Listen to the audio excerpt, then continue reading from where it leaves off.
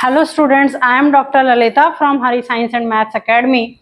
As we are discussing the chapter heat, for heat chapter, what you need is जो आपने अभी तक पढ़ाया गया है हीट के अंदर, what is the difference between heat and temperature.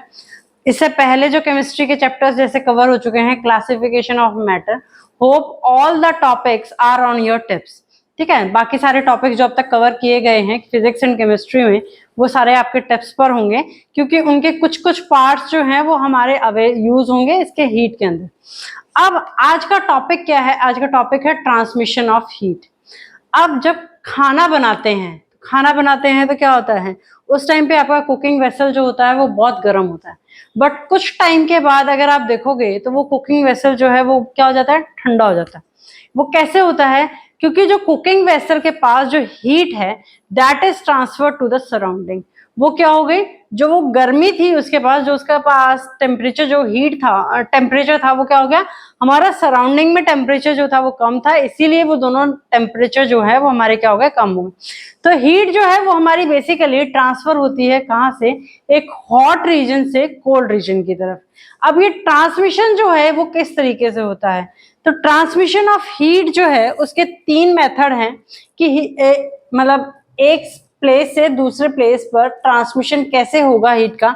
उसके थ्री मेथड्स हैं. First one is the conduction method, second one is the convection method and third one is the radiation method. Before discussing all the topics simultaneously, let me go for the first topic, that is conduction. Conduction जो है वो किस तरीके से होती है? Conduction basically takes place in the solids. ये किसके अंदर होती है? सॉलिड्स के अंदर होती है. ठीक है, सॉलिड का क्या होता है, हमने क्लासिफिकेशन ऑफ मैटर जो डिस्कस किया था उसमें क्या था कि हमारे पास थ्री स्टेट्स ऑफ मैटर हैं जो मोस्टली अवेलेबल है, that is solid, liquid and gas. इसके अलावा एक और फोर्थ स्टेट हमने पढ़ी थी, दैट इज प्लाज्मा. सारी प्रॉपर्टीज हम उस चैप्टर के अंदर पढ़ चुके हैं. तो सॉलिड के अंदर क्या है,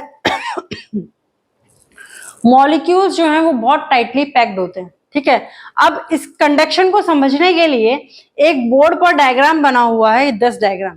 डायग्राम में क्या है कि स्टैंड के साथ हमने कनेक्ट किया है एक एल्यूमिनियम रोड को. ठीक है, उस एल्यूमिनियम रोड के ऊपर वैक्स से जो है वो नेल्स को क्या किया हुआ है, फिक्स किया हुआ है. With the help of the wax we fix the nails on this aluminium rod, and one end of this aluminum rod is heated with spirit lamp and another end of the aluminum rod is fixed with the stand. ठीक है, another एक end जो है उसको spirit lamp से जो है वो हीट कर रहे हैं, और दूसरा end जो है एल्यूमिनियम रॉड का वो क्या है, वो हमारा फिक्स है स्टैंड के साथ में. तो होगा क्या, जैसे ही स्प्रिट लैम्प को ऑन करेंगे तो ये नेल, ये जो एंड एल्यूमिनियम रॉड का स्प्रिट लैम्प के साथ कनेक्टेड है, स्प्रिट लैम्प से जिसको हीट कर रहे हैं, वो हीट होने के साथ साथ ये क्या होगा, हीट ट्रांसफर होगी जैसे जैसे, और नेल्स जो है वो हमारे फॉल डाउन होना स्टार्ट होंगे. ठीक है, नेल्स कैसे फॉल डाउन होंगे, जो स्प्रिट लैम्प के सबसे पास में होगा. देखो यहाँ पर जब हमने इस एंड को हीट करना स्टार्ट किया तो इस एंड के पास में जो सबसे पास में जो नेल है, ठीक है, वो फॉल डाउन होना स्टार्ट होगा. जैसे जैसे टेम्परेचर राइज होता जाएगा हीट जो है वो ट्रांसफर होती जाएगी दूसरी एंड की तरफ. तो जो नेल्स हैं वो सीक्वेंस वाइज जो है वो फॉलोअप होंगे. अब ये ट्रांसफर ऑफ हीट हुआ कैसे? सॉलिड के अंदर हमने पढ़ा था कि मॉलिक्यूल्स जो होते हैं वो हमारे क्या होते हैं, वेरी टाइटली पैक्ड होते हैं, और हमने उनकी मूवमेंट्स भी पढ़ी थी. जब टाइटली पैक्ड है तो उनकी मूवमेंट जो है वो क्या होती है, टू एंड फ्रो मूवमेंट होती है. अब बहुत ज्यादा स्पेस तो है नहीं कि जो मॉलिक्यूल्स हैं वो हमारे क्या कर सकें, हीट अप हो सके या मूवमेंट ज्यादा कर सके. तो वो क्या कर सकते हैं, एक फिक्स है, बहुत ज्यादा टाइटली पैक्ड है तो इनका क्या है, फिक्स है, एक बिल्कुल माइन्यूट सा जो मूवमेंट है वो शो कर सकते हैं. जैसे ही हीट अप करेंगे तो ये मॉलिक्यूल्स जो है इनकी मूवमेंट जो होती है, टू एंड फ्रो मूवमेंट जो हमने पढ़ा था सॉलिड के अंदर होती है, वो क्या हो जाती है, फास्ट हो जाती है.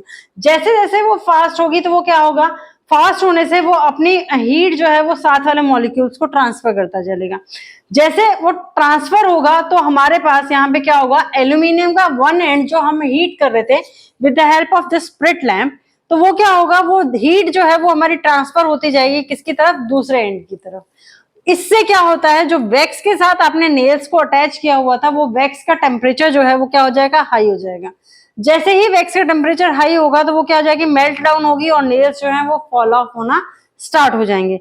This is the process of the conduction, कि हमने एक जो है एक एंड को हमने क्या किया, हीट अप किया, और वो क्या है, उसकी वजह से हमारा क्या हो रहा है, मॉलिक्यूल्स के टू एंड फ्रो मूवमेंट की वजह से वो कंडक्शन, देखो पोर्शन तो जो मेरा हीट हो रहा है स्प्लिट लैंप से वो सिर्फ ये पोर्शन है, पर नेल्स जो है वो फॉल ऑफ हो रहे हैं डिस्टेंस पे विद द टाइम के साथ साथ क्या होंगे, ये सारे नेल्स जो होंगे वो फॉल डाउन हो जाएंगे।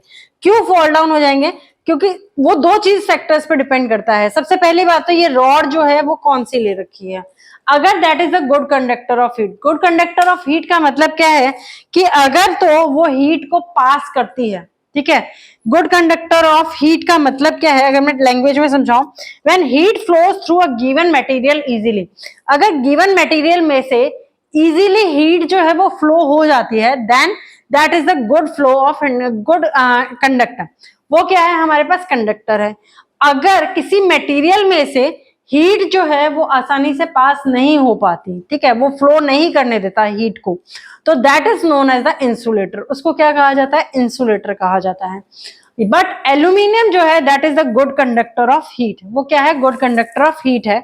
इसीलिए क्या हुआ, जब हमने एक एंड को गर्म किया with the help of the split lamp, तो क्या हुआ, वो मॉलिक्यूल्स के थ्रू ट्रांसफर हुई हीट एक मॉलिक्यूल से दूसरे मॉलिक्यूल, सपोज करो मैंने यहाँ पर इस मॉलिक्यूल को हीट प्रोवाइड करी है, ये मेरे पास एल्यूमिनियम रॉड थी, ठीक है, मैं स्प्लिट लैंप से इस मॉलिक्यूल को हीट प्रोवाइड कर रही हूँ with the help of the split lamp, ठीक है।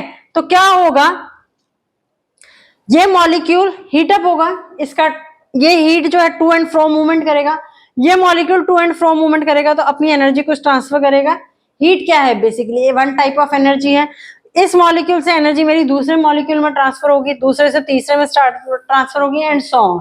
तो ये प्रोसेस जो है वो कंटिन्यू रहेगा। ये प्रोसेस कंटिन्यू रहेगा तो उसका क्या होगा, जब आप एक एंड को भी गर्म करोगे और दूसरा एंड बाई चांस आपने पकड़ा हुआ है, तो कुछ टाइम तक ही आप उसको क्या कर सकते हो, पकड़ कर रख सकते हो। अदरवाइज वो क्या हो जाएगा, दूसरा एंड भी गर्म हो जाएगा, कुछ देर के बाद आपको उसको छोड़ना पड़ेगा। This is the property of the conductor of conductor.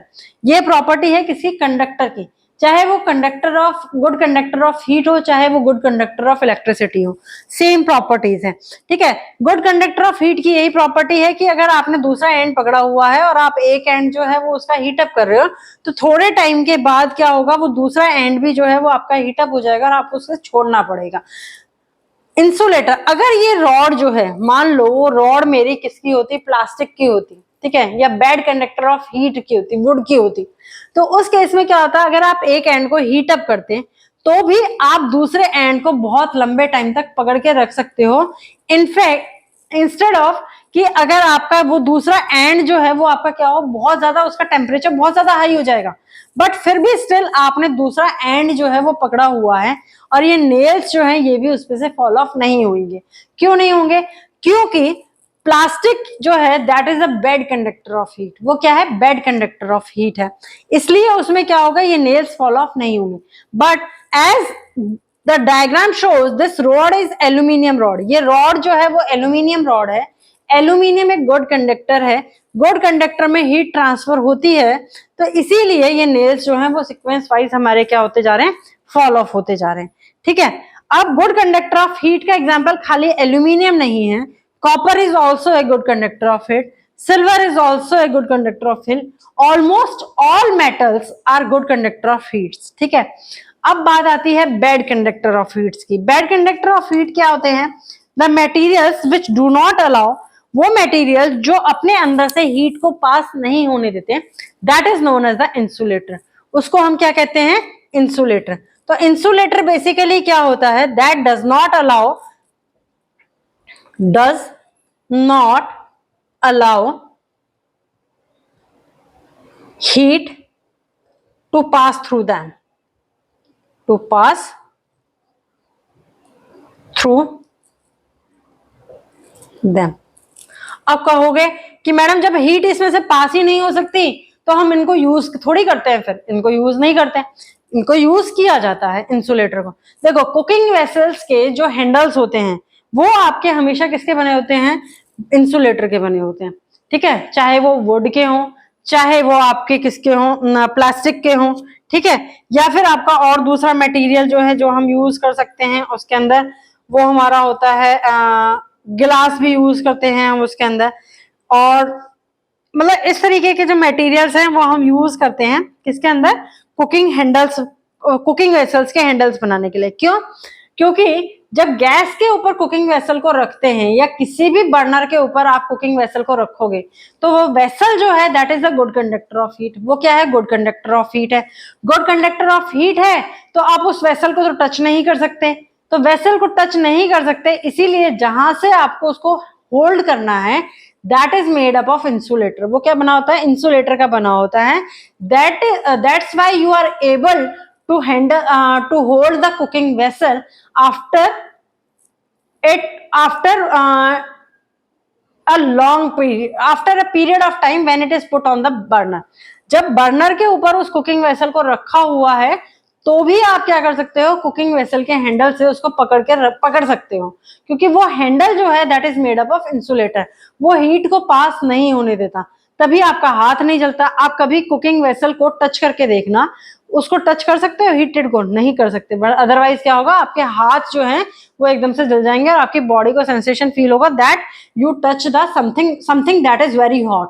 जिसको जो बहुत हॉट है उसको आपने टच किया है, ये आपकी बॉडी को सेंसेशन फील होगी। अब बात आई कंडक्टर और इंसुलेटर की। हम इन कंडक्टर्स को और इंसुलेटर्स को यूज कहाँ करते हैं?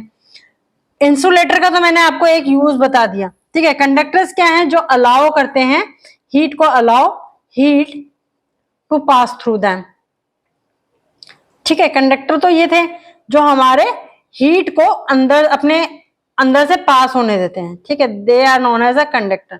अब ये कंडक्टर्स और इंसुलेटर्स जो हैं वो यूज कहाँ किए जाते हैं? अभी मैंने सबसे अच्छा एग्जाम्पल कंडक्टर्स का बताया। कंडक्टर्स को यूज किया जाता है कुकिंग वेसल के अंदर। अब कभी देखा है कुकिंग वेसल के जो बेस होते हैं वो ज्यादातर कॉपर के बने होते हैं।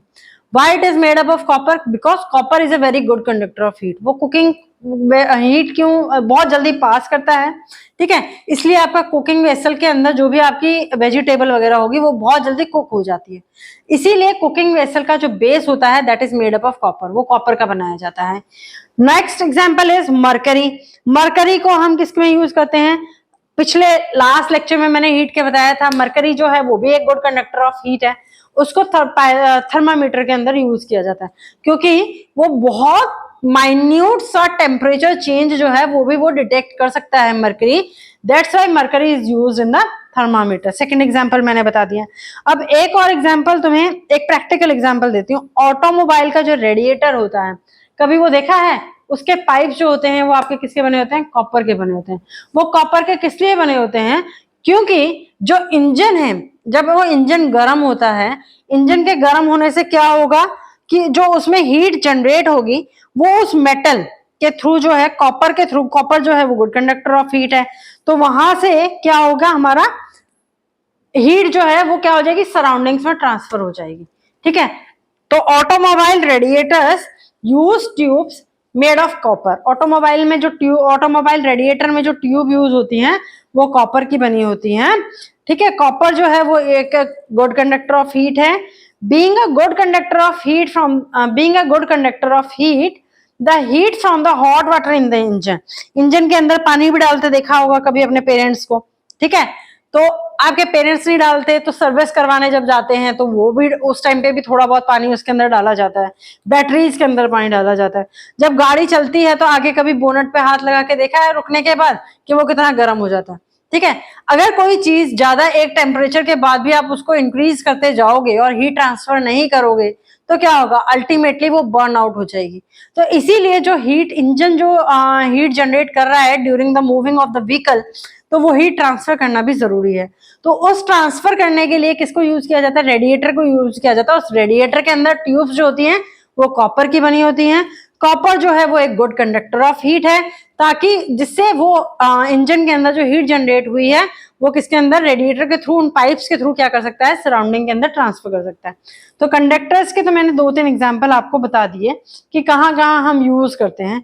अब आती है एप्लीकेशन ऑफ इंसुलेटर्स। इंसुलेटर्स को कहाँ यूज किया जाता है? इंसुलेटर को सबसे बेस्ट एग्जांपल है, इंसुलेटर जो है हमारा वो बेस्ट इंसुलेटर क्या है, air is the best insulator. मतलब एयर जो है that is the bad conductor of heat, वो बैड कंडक्टर ऑफ हीट है। उसके लिए मैं बताऊंगी कैसे है वो bad conductor of heat. But insulator में जैसे मैंने बताया एयर जो है वो बैड कंडक्टर ऑफ हीट है, तो it means that is an insulator. वो क्या है? एक इंसुलेटर है। अब आप गर्मियों में, सर्दियों में आपने देखा है कभी, आप हमेशा गर्म कपड़े पहनते हो, ठीक है? वो गर्म कपड़े पहनने से आपको गर्मी कैसे फील होती है? सराउंडिंग का टेम्परेचर तो आपका कम है, बट आपको गर्मी कैसे फील होगी?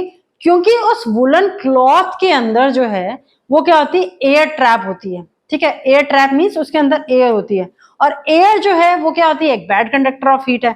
अब आपकी बॉडी जो हीट जनरेट करती है, हीट क्यों जनरेट करेगी? क्योंकि सराउंडिंग का टेम्परेचर कम है, आपकी बॉडी का टेम्परेचर उससे ज्यादा है, तो आपकी बॉडी ऑटोमेटिकली अपनी हीट जो है वो सराउंडिंग को ट्रांसफर करेगी। क्योंकि अभी मैंने बताया कि हीट जो है वो हमेशा कहां से कहां फ्लो करती है?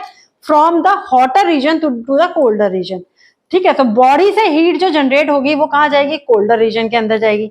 पर आपने वार्म क्लॉथ पहने हुए हैं, ठीक है, वुलन क्लॉथ्स पहने हुए हैं, तो वुलन क्लॉथ्स में क्या है? एयर ट्रैप है, तो वो आपकी बॉडी ने जो हीट को जनरेट किया है वो उस हीट को सराउंडिंग को पास नहीं होने देता। That's why you feel hotter when you wear the woollen clothes. जब आप वुलन क्लोथ पहनते हो इसीलिए आपको वो क्या लगती है? गर्मी लगती है, ठीक है? अब कभी हमने पढ़ा है, तुमने भी पढ़ा होगा पहले कि प्रीवियस क्लासेस में, जैसे जो बिल्कुल कोल्डर रीजन्स है वहां पर एनिमल्स की बॉडी के ऊपर फर होता है, ठीक है? वो फर जो है वो किस लिए होता है? ताकि वो फर जो है वो मोस्टली ऑक्सीजन को ट्रैप करके रखता है, जिससे वो एनिमल्स को कोल्ड लगने से बचाता है। तो वो क्या करता है? एनिमल्स की बॉडी ने जो हीट जनरेट की है उसको वो सराउंडिंग को पास नहीं होने देता। सराउंडिंग को पास नहीं होने देगा तो एनिमल्स जो हैं वो कोल्डर रीजन में कोल्ड फील नहीं करेंगे। कोल्ड फील नहीं करेंगे तो that will be better for them, वो उनके लिए क्या होगा? बेटर होगा। अदरवाइज एक और एग्जांपल मैं देती हूं कि एक आपके पास क्या है? Ice box. कभी आइस बॉक्स देखा है? आइस बॉक्स में डबल वॉल्स होती है। किस तरीके से होती हैं? जैसे ये तो आपको आउटर लेयर जो है ये दिख रही है, ठीक है? बॉक्स जो है वो दिख रहा है। एक इस तरीके की डबल वॉल होगी उसके अंदर, फिर ऊपर से उसके क्या होता है? इस तरीके का आप लिड जो है वो कनेक्ट करते हो, ये होता है उसका ढक्कन, ठीक है? अब जो ये डबल लेयर बॉक्स है, ये डबल लेयर बॉक्स का पर्पस क्या है? देखो आउटर रीजन, ये जो डबल लेयर बॉक्स है, जो ये शेडेड पोर्शन में दिखा रही हूं, this is filled with insulator. ये इंसुलेटर से फिल होता है। वो इंसुलेटर क्या क्या होते हैं? एक होता है ग्लास, दूसरा होता है वुल। ये दोनों क्या है? बैड कंडक्टर ऑफ हीट है। ये इनसे फिल होंगे। अब आपने आइस इसके अंदर डाली, वो आइस का टेम्परेचर कम है, सराउंडिंग का टेम्परेचर ज्यादा है, तो सराउंडिंग का टेम्परेचर जो है वो क्या करेगा? इस कोल्डर रीजन में ट्रांसफर होने की कोशिश करेगा। बट जो ये डबल लेयर बनाई हुई है ये फिल्ड है विद इंसुलेटर, तो वो इस हीट को ट्रांसफर नहीं होने देता इस आइस बॉक्स के अंदर। जब वो आइस बॉक्स के अंदर ट्रांसफर नहीं होगी तो इसके अंदर जो आपके आइस के पीसेस पड़े हैं वो आइस के पीसेस जो है वो मेल्ट डाउन नहीं होंगे। इसीलिए आइस बॉक्स में आइस जो होती है वो मेल्ट डाउन नहीं होती। थर्ड एग्जांपल मैंने इंसुलेटर का बताया कि कुकिंग वेसल्स के जो हैंडल होते हैं they are made up of insulators. वो किसके बने होते हैं? इंसुलेटर्स के बने होते हैं। जैसे कि आपका प्रेशर कुकर का हैंडल है, इलेक्ट्रिक आयरन का हैंडल है, ठीक है? ये किस किस के बने हो सकते हैं? वुड के बने हो सकते हैं, प्लास्टिक के बने हो सकते हैं। एक आजकल एक और नया मटेरियल चला है जैसे इबोनाइट कहते हैं, ठीक है? वो इबोनाइट जो ब्लैक ब्लैक कलर का आपका हैंडल बना होता है दैट इज इबोनाइट। तो उस इबोनाइट के भी बने होते हैं, दे आर इंसुलेटर्स। वो सब इंसुलेटर्स हैं। ये सब जो है, अब कभी सोचा है कि वाटर जो है that is a very bad conductor of heat. वो जो है बैड कंडक्टर ऑफ हीट है, ठीक है? सुना था कभी कि मैडम पानी पे तो हीट दो तो वो गर्म हो जाता है, तो वो बैड कंडक्टर ऑफ हीट कैसे हुआ, है ना? बट ऐसा नहीं है, ठीक है? अभी बताते हैं कैसे। एक आइस बॉक्स, एक टेस्ट ट्यूब लो, ठीक है? टेस्ट ट्यूब के अंदर हमें क्या करना है? आइस को व्रैप करना है। किसके अंदर? कॉपर वायर गॉज के अंदर, ठीक है? कॉपर वायर गॉज के अंदर जब आइस को आप रैप, ये मान लो ये मैंने टेस्ट ट्यूब ली,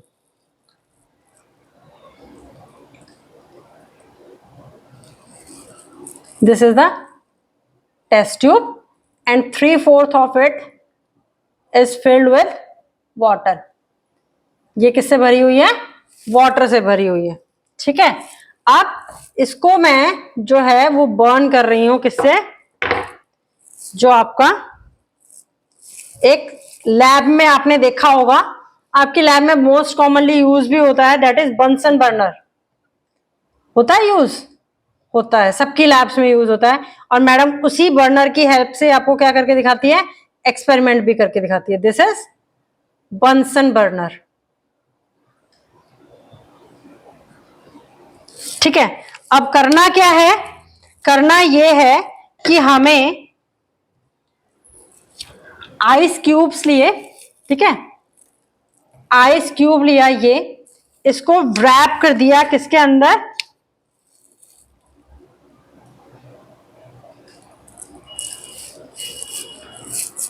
इसको रैप किया है हमने कॉपर वायर गॉज के अंदर, ठीक है। अब बर्नर से क्या कर रहे हैं हम? बंसन बर्नर थोड़ा सा और ऊपर बना देती हूं मैं,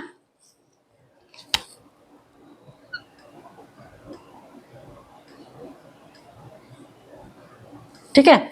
ये आपका क्या है? बंसन बर्नर है। और बंसन बर्नर से हम इसको हीट करना स्टार्ट करेंगे, ठीक है। This is the practical example, you can done in your lab also, जिसको आप लैब में भी कर सकते हो, ठीक है। अब क्या हुआ? जो आइस क्यूब थी, ये पूरी की पूरी test tube, 3/4 of the test tube जो है वो वाटर के फिलअप है। बंसन बर्नर से जब मैं इस टेस्ट ट्यूब को हीट करना स्टार्ट करूंगी तो क्या होगा कि वाटर जो है वो हीट अप होगा। वाटर हीट अप होगा तो यहां से क्या होगी? स्टीम जनरेट होगी, ठीक है। This is nothing but the steam. ये स्टीम भी जनरेट होगी, बट जो आइस यहां पर ब्लू कलर की मैंने एक आइस बनाई थी, ठीक है, ये जो आइस है किसके अंदर एनक्लोज है? कॉपर गॉज के अंदर एनक्लोज्ड है। ये आइस जो है ये मेल्ट डाउन नहीं होगी, ठीक है, कुछ टाइम के बाद भी मेल्ट डाउन नहीं होगी। क्यों नहीं होगी? क्योंकि यहां से देखो आपने हीट जनरेट होनी स्टार्ट हो गई, still the ice doesn't melt down, फिर भी ये आइस जो है वो मेल्ट डाउन नहीं हुई। दिस शोज, ये शो करता है कि water is a bad conductor of heat, कि वाटर जो है ये किसका बना हुआ था? मेरा वाटर का। वाटर जो है that is a bad conductor of heat. वो क्या है? बैड कंडक्टर ऑफ हीट है, ठीक है। फर्स्ट एक्सपेरिमेंट तो ये हो गया जिसने ये शो किया कि वाटर जो है that is a bad conductor of heat. अब बात करते हैं, अभी मैंने बताया कि air is also a bad conductor of heat, air जो है वो भी बैड कंडक्टर ऑफ हीट है। उसके लिए फिर से एक एक्सपेरिमेंट करते हैं, यहीं पर सेम एक्सपेरिमेंट है, बंसन बर्नर से बर्न करना है। नीचे हमने यहाँ पर वाटर की जगह जो है वो यूज किया, सिंपल एयर है और कुछ भी नहीं है इसके अंदर। No copper gauze is required, no ice block is required, nothing is required in that.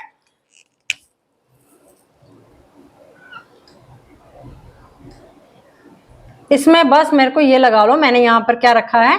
Wax रख दिया। This is nothing but wax. और इसको यहां पर हमने क्या कर दिया? एक कॉर्क से टेस्ट ट्यूब को बंद कर दिया, ठीक है। और इसके अंदर ये जो फिल्ड है that is nothing but a air. ये क्या है? एयर है, ठीक है। टेस्ट ट्यूब का वही अपर पोर्शन को हीट करना स्टार्ट करेंगे। अपर पोर्शन को हीट करेंगे तो यहां पर क्या होगा? जो एयर पार्टिकल्स, जो गैस के पार्टिकल्स हैं near the tube and top of the tube, वो क्या होंगे? हीटअप होंगे। हीटअप होंगे तो यहां क्या होगा? टेम्परेचर इंक्रीज हो जाएगा। टेम्परेचर इंक्रीज होगा तो ऑटोमेटिकली प्रेशर इंक्रीज होगा। प्रेशर इंक्रीज नहीं, टेम्परेचर इंक्रीज होने से यहाँ क्या होगा? प्रेशर इंक्रीज होगा। प्रेशर इंक्रीज होगा तो जिस कॉर्क से आपने ट्यूब को बंद कर रखा था वो कॉर्क जो है वो क्या हो जाएगी? आपके रिमूव हो जाएगी। This cork will be removed. ये कॉर्क जो है वो क्या हो जाती है? रिमूव हो जाती है। और रिमूव होकर के अपने आप कैसे रिमूव होगी, ड्यू टू प्रेशर, ये कॉर्क जो है वो आपकी क्या हो गई, रिमूव हो गई।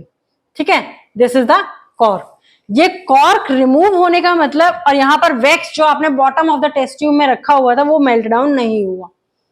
This shows that air is a bad conductor of heat. Air क्या है, air is bad conductor of heat. Air जो है वो क्या है, बैड कंडक्टर ऑफ हीट है। ठीक है, यहां से ये भी पता चल गया। अब जो ये कंडक्शन प्रोसेस जो मेरा होता है that is generally takes place in solids, वो सॉलिड के अंदर होता है। तो अब मेरे पास दो टाइप्स ऑफ मैटर और भी थे, one is the liquid and one is the gas, gas भी था। तो जो कंडक्शन जो है वो लिक्विड में टेक प्लेस नहीं होता, गैस में टेक प्लेस नहीं होता।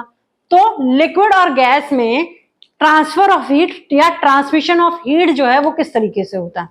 ट्रांसमिशन ऑफ हीट के लिए लिक्विड के अंदर एक और फिनोमिना है that is known as the convection of heat.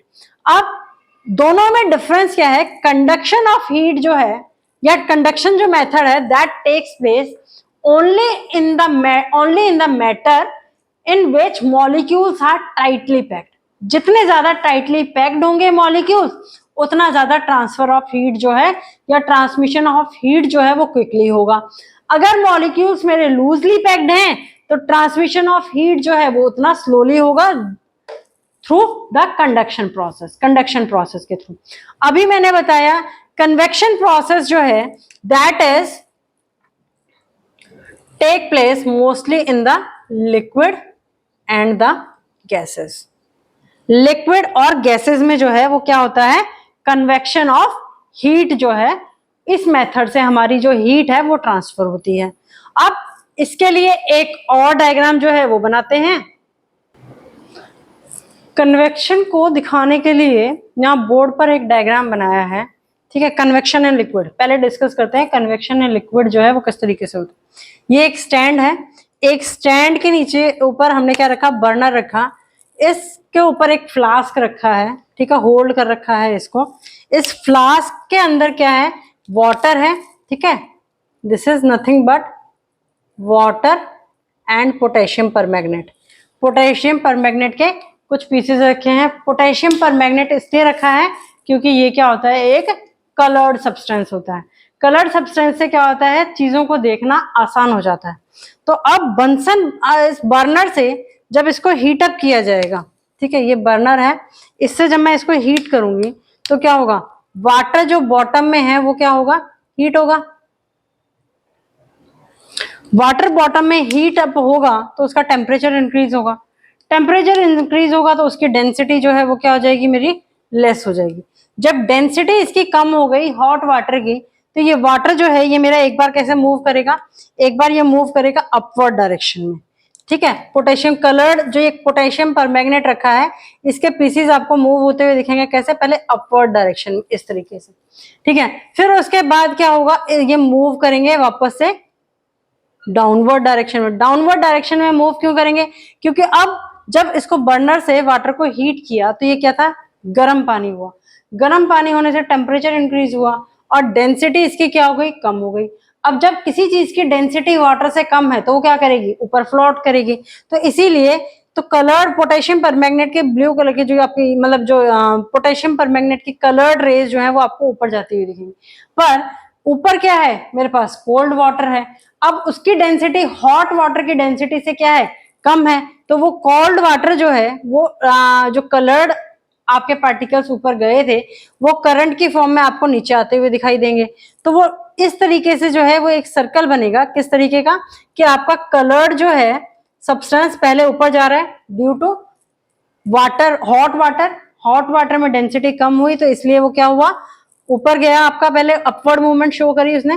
Cold water के साथ जब वो वहां पर जाके मिक्स हुआ तो कोल्ड वाटर की डेंसिटी जो थी वो क्या थी, आपकी कम थी हॉट वाटर से, तो उसने मूवमेंट शो करी आपको डाउनवर्ड मूवमेंट। ठीक है, और जैसे जैसे वाटर ज्यादा हीट अप होता जाएगा तो यहाँ से आपको स्टीम निकलती हुई नजर आएगी। तो ये जो करंट जो फ्लो किया that is known as convectional current. उसको क्या कहा जाता है, कन्वेक्शनल करंट। कन्वेक्शनल करंट कहा जाता है। अब इस करंट की वजह से this way of heat transfer takes place in liquids and gases, ये लिक्विड और गैसेस में जो है वो टेक प्लेस होता है, और इस वे ऑफ ट्रांसफर से जो हमारी हीट ट्रांसफर होती है that is known as convection heat, उसको क्या कहा जाता है, कन्वेक्शन हीट कहा जाता है। This is the example of liquid, ये किसका एग्जाम्पल था, लिक्विड का एग्जाम्पल था, ठीक है। लेकिन कन्वेक्शन के लिए सबसे ज्यादा जरूरी क्या है, एक तो मीडियम जो है दैट इज रिक्वायर्ड, वो मीडियम जो है वो रिक्वायर्ड होता है, that medium may be liquid और गैस, कोई भी मीडियम हो सकता है, लिक्विड हो सकता है, गैस हो सकता है, ठीक है। कन्वेक्शन प्रोसेस के अंदर particles of the medium move, medium के जो पार्टिकल्स हैं वो मूव करते हैं। कंडक्शन प्रोसेस के अंदर पार्टिकल मूव नहीं करता, पार्टिकल जो है वो अपनी सिर्फ हल्की फुल्की जो उसकी ओन मूवमेंट होती है वो शो करता है, रेस्ट वो मूवमेंट शो नहीं करता। But in case of convection the particle medium जो है, मीडियम के जो पार्टिकल है वो मूवमेंट शो करते हैं। अब यही एग्जांपल अगर मैं लेती हूँ लैंड के केस में, ठीक है, गैस के केस में, गैस जो है अब हमें पता है ये सारा, देखो मैंने एक शो किया हुआ है, ये माउंटेन है, ग्रीन कलर का लैंड है और यहाँ पे ये ब्लू कलर की सी है। जब सूरज निकलता है तो क्या होता है, दिन के टाइम पर लैंड जो होता है वो क्या हो जाता है, हमारा ज्यादा गर्म हो जाता है। लैंड जब ज्यादा गर्म हो जाएगा तो क्या होगा, जो एयर है इसके ऊपर वो हीट अप होगी, जो यहाँ पर मेरे पास एयर प्रेजेंट है वो हीट अप होगी। एयर जब हीट अप होगी तो उसका प्रेशर जो है वो क्या हो जाएगा, लो हो जाएगा, उसकी डेंसिटी कम हो जाएगी। तो वो हीटेड एयर जो होती है वो मेरी क्या होती है, राइज होनी स्टार्ट होती है। राइज होनी स्टार्ट होगी तो सी जो है उसके ऊपर जो एयर है वो यहाँ के कंपैरिजन में क्या है, कोल्ड है। तो सी वाली जो एयर है वो इस हीटेड एयर जो राइज अप हुई उसकी जगह लेगी, ठीक है। तो ये जो है इस तरीके से सी से लैंड की तरफ हमारी क्या करेगी, एयर ब्रीज जो है वो फॉर्म होगी, and this type of breeze is known as sea breeze. इसको क्या कहा जाता है, सी ब्रीज कहा जाता है, ठीक है। नाइट में ये केस रिवर्स होता है, नाइट में लैंड जो है वो आपका क्या होता है, ठंडा होता है एज कंपेयर टू सी। तो क्या होगा, सी पे से आपकी एयर जो है वो अबव हाइट पे इंक्रीज करेगी और एयर जो लैंड से अब मूवमेंट शो करेगी सी की तरफ, that is known as land breeze. उसको क्या कहा जाता है, लैंड ब्रिज कहा जाता है। अब ये चीजें यूज कहाँ होती हैं, ये चीजें यूज होती हैं, एप्लीकेशन क्या है इस कन्वेक्शन की, घर के अंदर आपके एग्जॉस्ट फैन लगे होते हैं, देखें प्रैक्टिकल एग्जांपल, ठीक है। एग्जॉस्ट फैन को आप कब चलाते हैं, जब आपको घर के अंदर बहुत गर्मी फील हो रही होती है, या आपकी मदर को किचन के अंदर गर्मी फील होगी तो वो क्या करेंगी, या तो एग्जॉस्ट चलाएंगी या चिमनी चलाएंगी। जब एग्जॉस्ट को जो है, एग्जॉस्ट का बेसिकली या वेंटिलेटर्स का बेसिकली काम क्या होता है, जो हीटेड एयर होती है इनसाइड उसको आउट थ्रो करना, और घर के अंदर जो हीटेड एयर है जब वो बाहर जाएगी तो आपके डोर और विंडो से क्या होगा, कोल्ड एयर जो है वो अंदर आएगी, ठीक है। तो ये बेसिक आपका एग्जाम्पल है किसका, कन्वेक्शन का। This is the example of convection, ठीक है। ये इस तरीके से वर्क करता है हमारा लिक्विड एंड गैसेस के अंदर। और कन्वेक्शन के लिए मेन चीज क्या है कि मीडियम जो है वो रिक्वायर होता है, और मीडियम के जो पार्टिकल्स हैं वो मूवमेंट शो करते हैं, जिसकी वजह से हीट ट्रांसफर जो है दैट विल टेक प्लेस, वो टेक प्लेस होता है। Now the third transmission of heat method is radiation. Radiation जो है वो किस तरीके से होती है उसका भी बताते हैं अभी। अब रेडिएशन जो है वो कहाँ टेक प्लेस होती है, रेडिएशन टेक प्लेस, इसका एक एग्जाम्पल, बेस्ट एग्जाम्पल क्या है, जब आप सूरज में निकलते हो, ठीक है, गर्मी में दिन में निकलते हो तो क्या होता है, सूरज निकला हुआ होता है। सूरज निकला हुआ है तो आपको थोड़े टाइम के बाद क्या लगना शुरू होती है, हीट अप होना आप स्टार्ट हो जाते हो, ठीक है। आपका बॉडी टेम्परेचर, आप अपनी स्किन को टच करके देखना, वो क्या हो जाती है, गर्म हो जाती है। क्यों गर्म होती है, due to thermal radiations. Thermal radiations का मतलब क्या है कि कोई चीज जो है वो क्या करती है, उसमें दो फिनोमेना है, either that is good absorber और गुड रिफ्लेक्टर। या तो वो क्या करेगी, एब्जॉर्ब करेगी, या वो क्या करेगी, आपकी रिफ्लेक्ट करेगी। दो चीजें हो सकती हैं। किसी भी बॉडी के अंदर, किसी भी मटेरियल के ऊपर आप कोई भी मटेरियल रख दो, पानी रखोगे, ठीक है। देखो पहले टाइम पे क्या करते थे, जब गैसेस वगैरह को कम यूज करना होता था, लोग नहाने के लिए सर्दियों में, विंटर में, उनको ठंडा पानी नहीं चाहिए, गर्म पानी चाहिए, तो क्या करते हैं, एक बकेट भर के पानी की उन्होंने कहाँ रख दी, सनलाइट में रख दी।